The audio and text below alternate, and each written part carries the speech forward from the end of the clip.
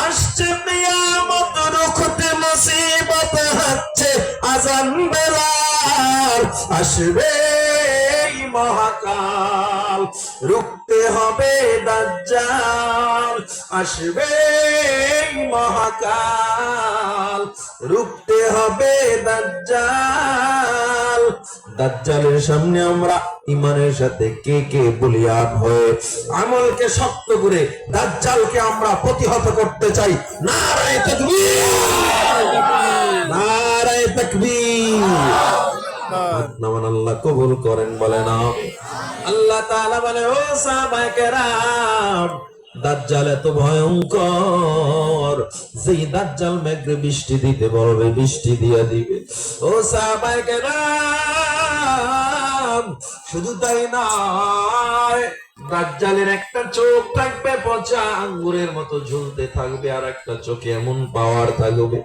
দাজ্জাল সামনেও দেখবে পিছনেও দেখবে দাজ্জাল যে এলাকায় যাবে ওই এলাকায় ঝড় শুরু হয়ে যাবে নিম্নচাপের মতো ঝড় এমন অবস্থা এত ভীতু পরিস্থিতি অবস্থা হয়ে যাবে ইমানদারের ইমান দুর্বল হয়ে যাবে তাইলে শক্ত করব কেমনে আল্লাহর নবী হাদিসে জানায় দেয় এই দাজ্জাল থেকে যদি মুক্তি পেতে চাও তোমার একটা জিনিস সব সময় মাথায় রাখতে হবে কি বলে আল্লাহর নবীর সুন্নাহ জিন্দা করতে হবে নামাজ ওয়াক্ত মতো আদায় করতে হবে কয়টা জিনিস জোরে কোন কয়টা নবীজি হাদিসে বলেন দুইটা জিনিস তোমার শক্ত করতে হবে নামাজ আদায় করা নবীর সুন্নাহ জিন্দা করা কথাটা বলে আমার নবী বলে ও সাহাবায়ে কেরাম তোমরা কিয়ামতের প্রস্তুতি কতটুকু নিছো একই হাদিসের বর্ণনা তোমরা কিয়ামতের প্রস্তুতি কতটুকু নিছো সাহাবায়ে কেরাম বলে নবী এই বিভীষিকাময় দিনের কথা শুনেছি কিয়ামতের দিন নাকি খুবই ভয়ঙ্কর হবে তবে আমরা জানি না আল্লাহর নবী আম্মা জান আয়েশা থেকে হাদিস বর্ণনা করা হয় আল্লাহ নবী একদিন আম্মা জান আয়েশার ঘরের মধ্যে চলে গেলেন আম্মা জান আয়েশা হাঁটুটা গেড়ে নবীর সামনে বসে গেলেন নবীর সামনে বসে দেখি আমার নবীর চোখ বেয়ে বেয়ে পানি পড়তেছে আম্মা জান আয়েশা বলে পয়গম্বর আমি আয়েশা কি এমন অপরাধ করলাম আমার ঘরে এসে আপনি কান্না করেন পয়গম্বর আমার নবী ডেকে বলে আয়েশা তোমার কোনো অপরাধ নাই আমি নবী কাঁদি কিয়ামতের ভয় কারণ এই কিয়ামত এত ভয়ঙ্কর ওই কিয়ামতে আয়েশা মা সন্তানরে চিনবে না সন্তান মা বাবারে চিনবে না মা সন্তানের পিছনে দৌড়াবে একটা নেকি দাও সন্তান মায়ের পিছনে দৌড়াইবে ও মারে একটা নেকি দাও আয়েশা রে মা সন্তানকে চিনবে না সন্তান মাকে চিনবে না বাবা সন্তানকে লাথি মারবে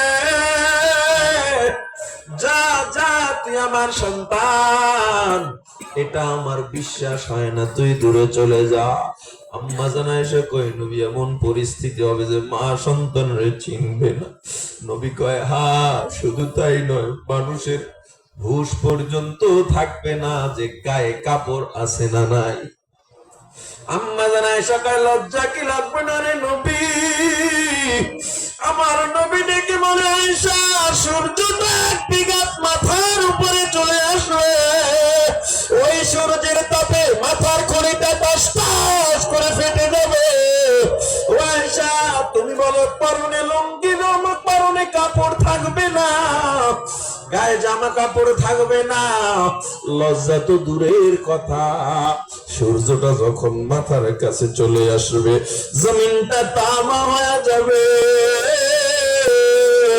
এত ভয়ঙ্কর আয়েশা মানুষগুলো দৌড়ে পয়গম্বর আদমের কাছে যাবে গিয়া বলবে নবী আমার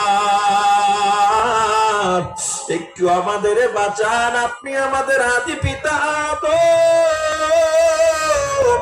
পয়গম্বর আদম বলবে ওয়াকালা আদমু সফিহুল্লাহি নাফসি নাফসি। আরে আদম নবী বলবে আমার জান আমার প্রাণ নিয়ে আমি ব্যস্ত, আমি তোমাদের বাঁচাতে পারবো না।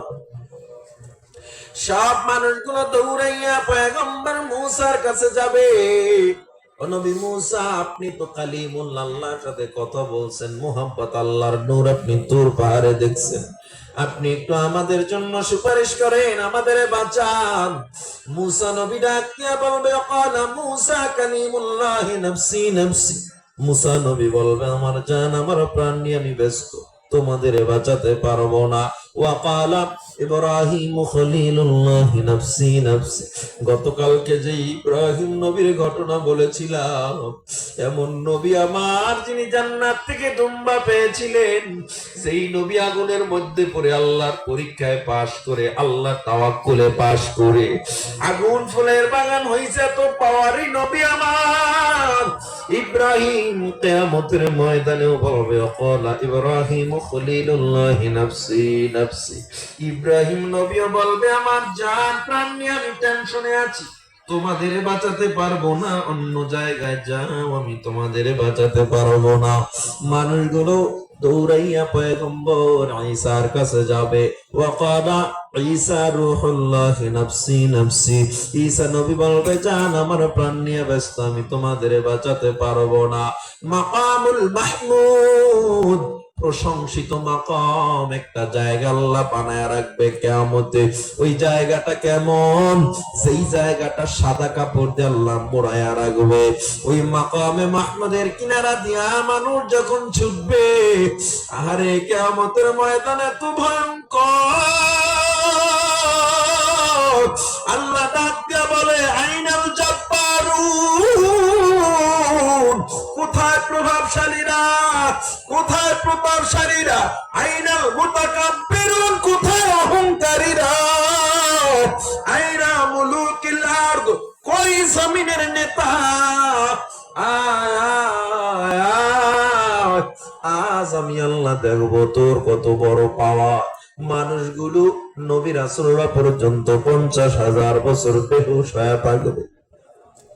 তাফসীরে মাদাহারি কাদি সানাউল্লাহ পানিপতি রাহমাতুল্লাহ আলাইহি বর্ণনা করেন, ওই 50,000 বছর পর উঠে মানুষ দিশেহারা হয়া চার নবীর কাছে গিয়া কোনো সুপারিশ পাবে না। মাকামে মাহমুদের কিনারা দিয়া যখন যাবে, শুনবে গুনগুন কান্নার আওয়াজ।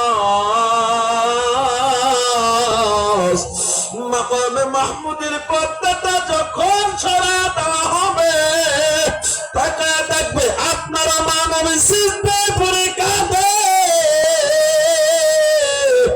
আপনার আমার নবী নাফসি নাফসি বলে না, আপনার আমার নবী বলে রব্বি হাবলি উম্মতি, আল্লাহ আমার উম্মতকে মাফ করে দাও, আল্লাহ আমার উম্মতকে ক্ষমা করে দাও। মানুষগুলোর নবী দেখে বলবে তোরা কই দৌড়াইতেছ, আমার কাছে আয়। মানুষগুলো দৌড়াইয়া নবীর কাছে আসবে। নবী বলবে তোরা এত টেনশনে কেন, তোরা কেন এত পরেশানি হয়ে রইছ? সবাই বলবে নবী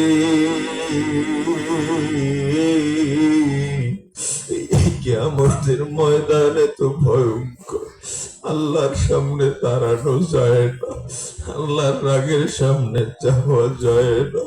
ও নবী, আদম নবী আমাদের ফিরাইয়া দিছে, মূসা নবী আমাদের ফিরাইয়া দিছে, ঈসা নবী আমাদের ফিরাইয়া দিছে। নবী আমার,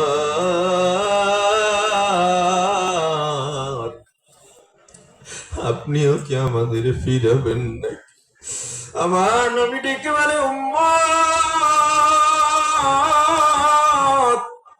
আমি নবী আল্লাহর কাছে ওয়াদা করেছি তোরা একজনও যদি জাহান্নামে যাও, আমি তোদের সামনে জান্নাতে যাব না। এবার সব মানুষ নিয়ে নবী আল্লাহর কুদরতি কুরসির দিকে রওনা দিবে, চেয়ারের দিকে। আল্লাহর কুদরতি চেহারের দিকে রওনা দেওয়ার পর আল্লামা আবু সাঈদ খুদরি রাদিয়াল্লাহু তাআলা আনহু হাদিস বর্ণনা করে দেয়, আল্লাহর কুদরতি কুরসির কিনারায় যাইতো বড় ভয়। নবীও যদিও নবীর এত পাওয়ার তো